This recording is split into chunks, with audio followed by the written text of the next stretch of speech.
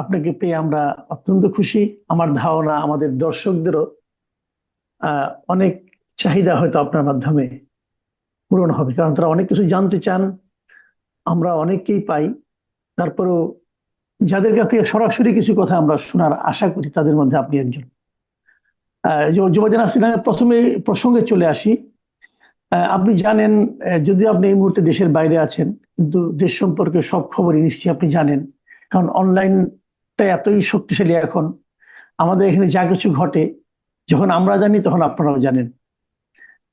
দেশে এর মধ্যে যে কিছু ঘটনাগুলো ঘটলো, বিশেষ করে আপনার ইনকিলাব মঞ্চের যে মুখপাত্র ছিলেন আহ শরীফ ওসমান হাদি, তার গুলিবিদ্ধ হওয়া ঘটনা নিয়ে, তার মৃত্যুর পর তার জানাজাকে কেন্দ্র করে, এবং তার মৃত্যুর সংবাদের পর যে তাণ্ডব চললো আমাদের মিডিয়াগুলোর উপর, বিশেষ করে দুটো মিডিয়াকে আগুন দিয়ে জ্বালিয়ে দেওয়ার চেষ্টা হলো, এই সমস্ত ঘটনা নিয়ে কিন্তু অনেক নাটক, অনেক কিছু হলো। আমার ধারণা আপনি সবই নিশ্চয়ই ফলো করেছেন। তো এর মধ্যে আমি খালি একটা কথা বলতে চাচ্ছি, এই যে দুটো মিডিয়াকে টার্গেট করা হলো এবং তাদেরকে বলা হলো যে তারা নাকি দিল্লির, মানে এই দেশের আপনার কারখানায়, তাদের উপরে নাকি দিল্লি ভর করে আছে। অথচ আমরা দেখেছি গত 15 বছর এই দুটো মিডিয়াই বেসিক্যালি হাসিনা সরকারের প্রবল বিরোধিতা করেছে। হাসিনা সরকার এমনই ছিল যে এই দুটো মিডিয়া তার গণভবনে তাদের প্রবেশের অধিকার পর্যন্ত ছিল না। তো যে মিডিয়া দুটোর সঙ্গে হাসিনা সরকারের সবচেয়ে বেশি বিরোধ ছিল, সেই মিডিয়া দুটোকেই আপনার দিল্লির মানে মিডিয়া হিসাবে, ভারতের মিডিয়া হিসাবে এই যে আখ্যায়িত করা এবং এর মাধ্যমে মানুষকে উত্তেজিত করতে পারা, এই বিষয়টা আপনার কাছে আসলে মানে কিভাবে আপনি এটাকে মূল্যায়ন করবেন? ধন্যবাদ। দেখুন, এখানে এটার ভিতরে অনেক যেটাকে আমরা বলি অন্তর্নিহিত সূত্র রয়েছে। প্রথমত, একটি বিষয় আমার মনে হয় এখানে আমাদের খুব সামনে আনা উচিত, যেটি হয়তো আহ, মানে এই যে দুটো পত্রিকা, আক্রান্ত দুটো পত্রিকার সম্পাদকরা বলছেন এবং অনেকে বলছেন যে প্রথমবারের মতো বাংলাদেশের দুটো প্রতিষ্ঠান আক্রান্ত হলো, এবং গণমাধ্যমের সবচেয়ে বড়, যেটা আমরা বলছি যে largest circulated news paper house. কিন্তু এর আগে আমাদের মনে রাখতে হবে, গত বছরে কিন্তু আন্দোলনের সময়ে বিটিভি, আপনার এটিএন বাংলা, 71, আপনার টিভি এবং অনেকগুলো টিভি কিন্তু আক্রান্ত হয়েছে, পুড়িয়ে দেওয়া হয়েছে। এবং তখনকার আমাদের যে অবস্থানগুলো, আসলে আমাদের তো পক্ষ বিপক্ষগুলোর উপরে নির্ভর করে আমরা কোনটার প্রতিবাদ করব, কোনটার করব না, আসলে কিভাবে।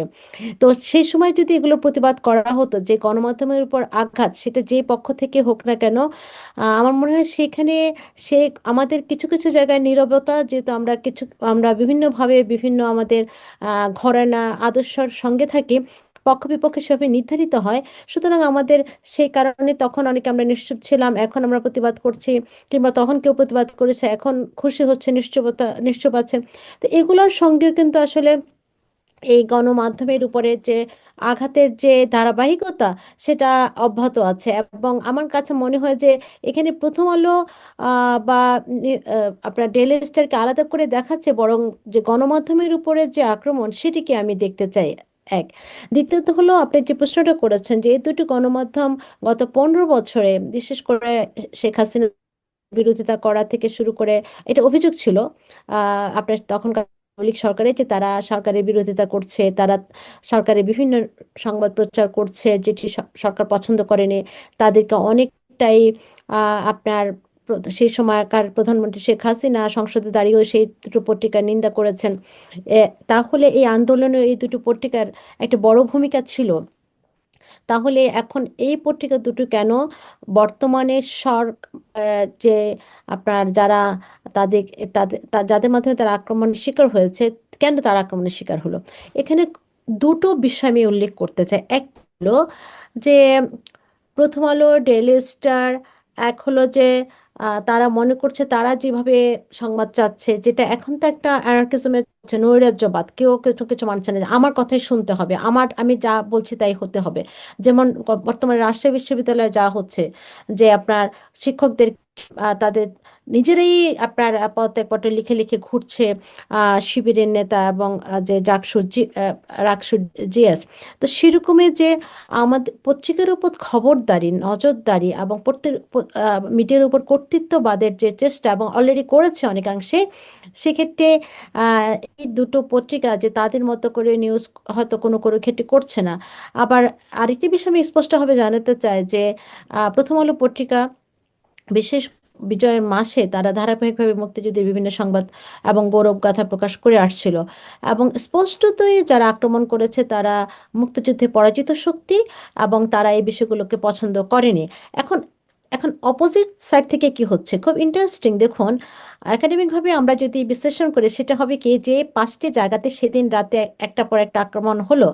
প্রথম আলো, ডেইলি স্টার, আপনার ছায়ানট, এবং ছায়ানটে একটা স্কুল আছে নানন্দা, আমরা সেটা অনেকাংশে ভুলে গেছি, বলি না, এবং তৃতীয়বারের মতো 32 নম্বর আক্রান্ত হলো।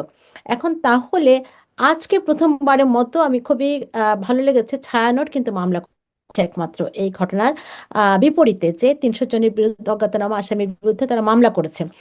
আর কোনো, এবং এই যে আমরা আমরা একটা আসলে সংবাদ মাধ্যমে একটা মোরালিপনা আছে তো, যে আমরা বারো বলছি প্রথম হলো ডেইলি স্টার উপর আক্রমণ, কিন্তু প্রথম হলো ডেইলি স্টার আসলে বিপরীতে কি করেছে, তারা একটা মামলা পর্যন্ত এখন এখন পর্যন্ত করেনি। দ্বিতীয়ত, যে আচ্ছা, বার্তাগুলো খোদ মামলাটা কি জরুরি? আপনি মামলার কথা বলছেন বারবার। মামলা না যদি সরকার ব্যবস্থা নেয়, যদি সরকার আক্রমণকারীদেরকে ধরতে চায়, সেখানে মামলাটা কি ম্যান্ডেটরি? বিচার আসলে এখানে ধর লিগাল বিচারের প্রসঙ্গ যদি আসে তখন তো আপনাকে মামলা করতেই হবে। এখন সরকার কিসের ভিত্তিতে ধরবে? আপনি একজন অপরাধীকে কিভাবে আপনি চিহ্নিত করবেন একটা মামলা না হলে, যে আপনার বিরুদ্ধে কোনো অভিযোগ নেই? তাহলে আপনি কেন একজন মানুষকে ধরবেন যদি আইনগতভাবে বলেন? এই যে তাহলে তো আপনি যে যাকে বলেন তাকে পুলিশে দিবে, তাহলে পুলিশ কেন তাকে অ্যারেস্ট করবে? মানে যে আমাদের কাছে তার বিরুদ্ধে কোনো অভিযোগ না, আমরা তাকে অ্যারেস্ট করবো কেন? এখন অভিযোগ দাখিল করা, হ্যাঁ, এখন ধরুন সেটি সরকার বাধ্যও করতে পারেন। যে কোনো সব সময় যে আপনার যিনি ভিকটিম তাকেই করতে হবে তা না। বিচার চাইতে হলে আপনাকে অবশ্যই অভিযোগ করতে হবে যে আমি এই অভিযোগের বিচার চাই।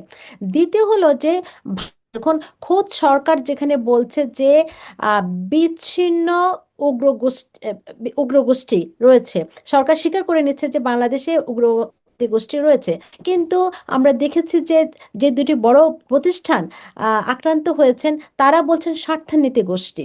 হ্যাঁ, স্বার্থান্বেষী গোষ্ঠী তারা কিন্তু বলেছেন যেদিন আপনার তারা একটা নোটিশ দিয়েছেন যে আজকে প্রথম আলো ডেইলি স্টার আক্রান্ত হওয়ার কারণে কালকে পত্রিকা বের হবে না।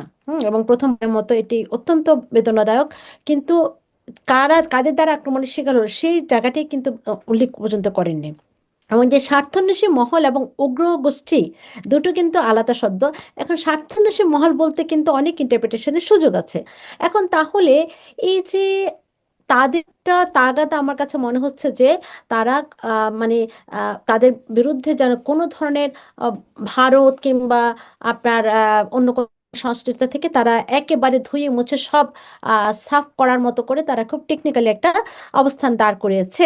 এবং আরো বলেছেন যে সরকারকে বিপদে ফেলার জন্য গোষ্ঠী এই এই গোষ্ঠী কোনো স্বার্থান্বেষী গোষ্ঠী এসব করছে। এখন প্রশ্ন হলো কেন এই আলাপগুলো আমি পারছি?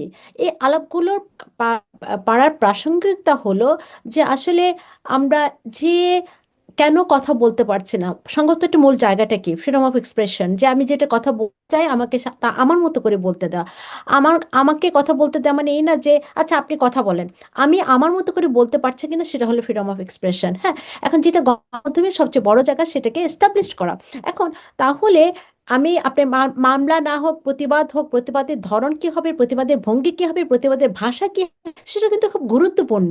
এখন দেখুন, তাহলে এই যে ভারতের সংশ্লিষ্টতা এবং ভারত বিরোধিতা, এখন কেন এই আক্রান্ত প্রতিষ্ঠানগুলোকে তাদের এই ভারত বিরোধিতার জায়গাটাই যেতে হচ্ছে, এবং যারা আক্রমণ করছে তাদের পক্ষ একভাবে পরোক্ষভাবে তাদের পক্ষে দাঁড়াতে হচ্ছে।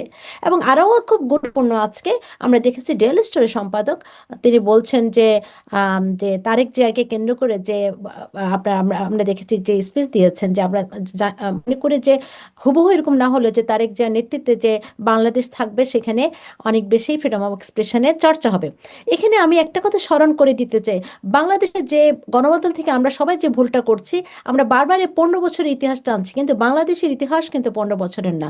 আমরা কিন্তু বিএনপির আমলেও হাওয়া ভবন বলেন, সে আপনার আপনার রমনার বটমূলে বোমা হামলা বলেন, আমরা উদীচী সমাবেশে বোমা হামলা বলেন, সেই নেত্রকোনা সিনেমা হলে আক্রমণ বলেন, এবং 63-64টি জেলা একই সময় বোমা হামলা বলেন, সবকিছু কিন্তু এই বাংলাদেশ রাষ্ট্রের ইতিহাসেরই অংশ। সুতরাং আমরা এমন করে এখন আমরা খুব এটা খুব আমরা একাডেমিকভাবে যেটা বলি, খুব পাস্ট ইনসিডেন্ট বা পাস্ট ঘটনাগুলো, ইতিহাসকে আমরা বারংবার হয়তো মনে আসে, মনে দাগ কাটে, কিন্তু মানে এই না যে আমাদের আগের ইতিহাসটাকে আসলে আমাদের খারিজ করে দিতে হবে। সুতরাং আমি কার কাছে কি চাচ্ছি এবং কেমন করে চাচ্ছি, এবং অনেকেই আমি দেখেছি সামাজিক যোগাযোগের মাধ্যমে যে ডেইলি স্টার সম্পাদক মাহফুজ আনামের বক্তব্যকে অনেকটাই বলছে আগেই সমাপনের বক্তব্য। তাহলে এটি কিন্তু আমি ডেইলি স্টার প্রথম আলোর বিষয়ে বর্ণনা করছেন, এটি সামগ্রিক যে গণমাধ্যমের যে এক ধরনের একটা কাপাকাপির মতো অবস্থা, সেটিকে ইন্ডিকেট। এখন দেখুন, তাহলে যে প্রশ্নটি খুব গুরুত্বপূর্ণ, যে আক্রমণের আক্রমণের মূল যদি স্লোগানই হয় ভারত এবং আওয়ামী লীগ, কিংবা ভারতের বিশেষ করে ভারতকে কেন্দ্র করে প্রথম আলো ডেইলি স্টারের যে বিষয়টি, যে তারা যে বিষয়গুলো এসেছে, যে তারা একটা গোষ্ঠীর পারপাস আছে, তারা তারা হাদিকে ঠিকমতো উপস্থাপন করেনি। তো এই জায়গাগুলোতে স্পষ্ট যে তাহলে এই দুটো দুটো দিক আছে। এখন আমি কোন বয়ানের ক্ষেত্রে, আবার বয়ানকেও ঠিক এন্ডোর্স করার ক্ষেত্রে আমি কি কি করছি, অ্যাক্টরস আমাদের অ্যাক্টরগুলো কি কি হচ্ছে, হ্যাঁ অ্যাকশনগুলো, আমি অ্যাক্টরস। তাহলে দেখুন, যারা আক্রমণ করেছে, যে উপলক্ষে করেছে এবং যে কেন্দ্রিকতা করেছে, আমি মনে করি এখন সংবাদ মাধ্যমের অবস্থান এবং তাদের বক্তব্য তাদের সে আগ্রাসী মনোভাবকে আবার চাঙ্গা করছে, একভাবে সমর্পণের একটা রাজনীতি হচ্ছে। তাহলে এখন এখন যে প্রশ্নটা মূল জায়গা, যে কেন 15 বছরে বা এই আন্দোলনের একটা বড় ভূমিকা এই দুটো প্রতিষ্ঠান এবং মিডিয়া হাউস থাকলেও এখন তারা আক্রমণের শিকার হচ্ছে। আপনাকে, আমাকে, সবাইকেই মনে রাখতে হবে আসলে আমাদের শত্রু মিত্রগুলো চেনা খুব জরুরি। আমাদের আসলে যে আমরা পক্ষ বিপক্ষ বলি, আমাদের আন্দোলন, আমাদের কার সময় আমরা কোথায় গিয়ে বিরোধিতা করব, কোথায় গিয়ে আমরা প্রতিবাদ জানাবো, সেগুলো খুবই রাজনৈতিক আমাদের অ্যাকশন। আমাদের সবার জন্য সে অ্যাকশনগুলো সমান হয় না, যে কারণে আসলে এই যে এই আমার মতো করে আমি যাকে বন্ধু ভাবছি, আমি মনে করছি সে সবসময় আমার পারপাস সার্ভ করবে, সে সবসময় আমার সঙ্গেই থাকবে। এবং আমার মনে আছে 2017 বা 18-তে বিবিসিতে আমি একবার কথা বলেছিলাম, যখন হেফাজতে ইসলাম শেখ মুজিবুর রহমানের ভাস্কর্যকে ভাঙা নিয়ে তারা আন্দোলন করেছিল। তখন আমি বলেছিলাম যে খোদ দুধ কলা দিয়ে যে সাপ পোষে, সেই সাপ এখন নিচের ঘরেই।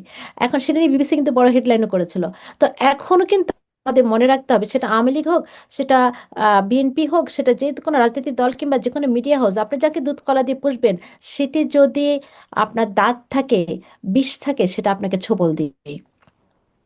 সুতরাং জি। আমরা আহ, জি বলেন, জি আপনি শেষ করেন। আমরা জি এখন আহ, এই যে একটা ইন্ডিয়ার সঙ্গে আমাদের সম্পর্কটা কি, প্রথমে আগে এটি আমাদের খোলাসা করতে হবে।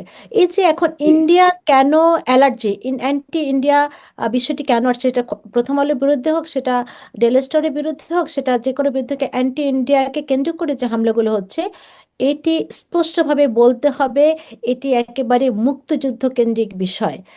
আমাদের সঙ্গে ভারতের সম্পর্ক মুক্তিযুদ্ধ কেন্দ্রিক, এবং আমি স্পষ্টভাবে বলতে চাই যে এই অ্যান্টি ইন্ডিয়া ফিলিংসের মূল জায়গাটি হলো মুক্তিযুদ্ধের বিরোধিতাকারী এবং মুক্তিযুদ্ধের পরাজিত শক্তির অবস্থান। কারণ তারা মুক্তিযুদ্ধকে মেনে নিতে পারেনি এখন পর্যন্ত, এবং সেটিকে আড়াল করে আবার ভারতকে আনছেন। ভারতের, অবশ্যই আমরা ভারতের আধিপত্যবাদের বিরুদ্ধে, কিন্তু ভারত বিরোধিতা আর ভারতের আধিপত্য বিরোধিতা কোনোভাবে এক বিষয় নয়। কারণ আমার নেইবারশে, আমাদের ভৌগোলিকতা এমনভাবে আষ্টেপৃষ্ঠে আমরা ভারতের সঙ্গে জড়িত আছি, যে সেখানে আসলে ভারতের আধিপত্যের চিহ্নিত জায়গাগুলোকে নিয়ে আমরা কথা বলবো, আমরা নেগোসিয়েশনের জায়গা তৈরি করবো, আমরা সেটা প্রোটেস্ট করব। কিন্তু কখনোই এই যে দিল্লি না, আহ, আপনার ঢাকা, ঢাকা যেটি আমরা দেখেছি হাতিবাজার থেকে উঠে এসেছে, সেটি আমি স্পষ্টভাবে বলতে চাই যে সেটা একেবারে মূল জায়গা হলো 71-এর মুক্তিযুদ্ধ, এবং যেটা আমাদের ভারতের সঙ্গে একটা বড় মানে যেটা সম্পর্কের একটা মূল শক্তি সেটা হলো মুক্তিযুদ্ধ। কারণ আমরা দেখেছি যে বারবার কিন্তু, এবং এই ভারত বিরোধিতার পেছনে আরো যে ঐতিহাসিক আসলে মনস্তত্ত্ব আছে সেটার সঙ্গে এক ধরনের আপনার রিলিজিয়াস সেন্টিমেন্টটা, মানে সেন্সিটিভিটির কাজ করে অনেক অনেক অনেক জায়গাতে। আমরা ভারত বিরোধিতা বলতে হিন্দু বিরোধিতাকে নিয়ে যাই, আমরা ভারত বিরোধিতা বলতে মুক্তিযুদ্ধের বিরোধিতা, মানে মুক্তিযুদ্ধের বিরোধিতা বলতে ভারত বিরোধিতা যায়। এই যে ইন্টার সেকশনালিটির সঙ্গে আসলে এই এই পুরো সেন্টেন্সটার সঙ্গে অনেকগুলো ইন্টারসেকশনাল এজেন্ডা জড়িত। জি। আহ, এখন আমরা এই পরিবর্তনগুলো দেখলাম, আপনিও নিজেও ব্যাখ্যা করলেন যে কেন তারা এখনো মামলা করেনি। এটা ঠিক আছে, আপনার একটা ব্যাখ্যা আছে। আমাদের দর্শকরাও নিশ্চয়ই এই ব্যাখ্যাগুলো বিবেচনা করে দেখবেন। আহ, কিন্তু আমরা এর পাশাপাশি যে জিনিসটা দেখলাম যে একটা শ্রেণী যারা নাকি মানে এটা করলো, তাণ্ডবটা করলো, আজকে দেখলাম যে সরকারের একজন উপদেষ্টা বলতেছে যে যারা এই দুটো পত্রিকায় এই ধরনের ভাঙচুর চালিয়েছে, আগুন জ্বালিয়েছে, তাদেরকে তারা আইডেন্টিফাই করতে পেরেছে, এবং আইডেন্টিফাই করতে পেরেছে খুব শীঘ্রই তারা ধরে ফেলবে। এটা আমাদের ধর্ম বিষয়ক যে উপদেষ্টা আছে উনি আজকে একটা বলেছেন। ইন্টারেস্টিং হলো, যখন তারা আক্রমণ করে ডেইলি স্টার এবং প্রথম আলোর পক্ষ থেকে, তারা কিন্তু পুলিশকে জানিয়েছিল, পুলিশের সাহায্য চেয়েছিল। তাহলে পুলিশ তখন কেন এলো না? এবং এখন তারা আইডেন্টিফাই করতে পেরেছে বলে কেন বাহাদুরিটা নিচ্ছে? এই দুটোর মধ্যে আসলে সঙ্গতিটা কোথায়? নাকি সরকার আগে এরা করতে দিয়েছে, এখন মলম দিচ্ছে, নাকি আসলে বিষয়টা কি? আসলে এটাকে আমি সঙ্গতি অসঙ্গতি ডাইকোটমি হিসাবে দেখতে চাই না। এখন দেখুন, খুব ইন্টারেস্টিং, যদি আমি সেই সময় আমাদের প্রধান উপদেষ্টার পরবর্তী দিনে যে আপনার ফেসবুক প্রধান উপদেষ্টার কার্যালয় থেকে যে ফেসবুক পেজটি পরিচালিত হয় সেটি থেকে যদি আমি দেখি, সেটি একটা আরেকবার যদি আমরা দেখি, সেখানে উনি দেখেছেন তিনি অনেক ব্যথিত হয়েছেন, এবং তিনি ইতিমধ্যে দুজন সম্পাদকের সঙ্গে কথা বলেছেন এবং তিনি পূর্ণ সহযোগিতার আশ্বাস দিয়েছেন। আমি জানি না সবকিছু শেষ হওয়ার পর পূর্ণ সহযোগিতা বলতে কি বোঝায়, এবং ইতিমধ্যেই কিন্তু সকল জায়গায় এস্টাবলিশড হয়েছে যে এই সরকার একটি সরকারি বিষয় সবকিছু ঘটার পরে একটি বিবৃতি দেয়, এবং কখনো কখনো আমরা দেখেছি উপদেষ্টাদের মধ্যে অনেকেই আবার এটার প্রতিবাদে, প্রতিরোধে এবং এক ধরনের প্রতিবাদ জারি রাখে। জানি না এই প্রতিবাদ কার কাছে, এই অভিযোগ কার কাছে, বিচার কার কাছে চেয়েছেন তারা বিভিন্ন সময়। এখন এই সময়ে এসে আমরা দেখেছি যে ঘটনার 45 মিনিট পরে, প্রায় 45 মিনিট পরে কিন্তু সেনাবাহিনীর সদস্যদেরকে আমরা দেখেছি, মানে লাইভে, অনেকের লাইভে, এবং পুলিশকে আমরা দেখেছি, কিন্তু পুলিশ কাউকে ছিল খুব বেশি অ্যাক্টিভ হতে দেখা যায় না। এখন হতে পারে যেটি আসলে গত বছরও আমরা যখন আন্দোলন চলছিল তখনও দেখেছি বিভিন্ন সময় তারা বিভিন্ন জায়গায় ছিলেন, তারা অ্যাক্টিভ হননি, এবং কোথাও মানে শেষের দিকে এসে। এখন এটি হতে পারে তাদের কোনো আহ, পরিকল্পনার অংশ হতে পারে, আবার হতে পারে তারা যে আপনার মব দেখেছেন সেটিতে আপনারা এক ধরনের একটা কৌশল অবলম্বন করেছেন। হতে পারে আপনার তখন তারা সিদ্ধান্তের অপেক্ষায় ছিলেন যে তারা কি করবেন, সেই দিক থেকে উপর থেকে কোনো নির্দেশনা দেওয়া হয়নি। এবং আমার কাছে তবে এই সিচুয়েশন সরকার যে পুরোটা সময় নিশ্চুপ ছিল, নিষ্ক্রিয় ছিল, এটা স্পষ্টতই। এখন এই নিষ্ক্রিয়তার রাজনীতি, নীরবতার রাজনীতি আসলে বুঝতে যে খুব বেশি আপনার অভিজ্ঞতা তা না। কারণ এই সরকার কিন্তু রাজনৈতিক দলের সরকার না, কিন্তু স্পষ্টত এই সরকারটি রাজনৈতিক সরকার, এবং এই সরকারের নীরবতার রাজনীতি কিন্তু সবসময়, কোথায় তিনি নীরব থাকবেন, কোথায় তিনি কথা বলবেন, এটা কিন্তু একটা তার রাজনীতির অংশই। সুতরাং পরের দিনই আমরা দেখেছি প্রেস সচিবকে আমরা সবসময় কথা বলতে দেখি, তিনিও কিন্তু তখন সেই সময়টা তার সহকর্মীদের তার সহকর্মীদের উদ্ধার, কিংবা তার সহকর্মীদের এরকম একটি আহ, বা আমাদের সকলেরই বেদনাদায়ক দুঃখজনক ঘটনা ঘটছে, সে সময় তিনি কোনো কথা বলেন বা তিনি কাউকে সহযোগিতা করতে পেরেছেন বা করেছেন এরকম কোনো বিষয় আমরা দেখিনি। এবং পরবর্তী দিনেও উনি দুঃখ প্রকাশ করেছেন যে কাউকে তিনি সহায়তা করতে পারেননি। এখন কেন পারলেন না, এই প্রশ্নটি কিন্তু খুব জোরালো প্রশ্ন। সরকার কেন কোনো ভূমিকা নিতে পারলেন না?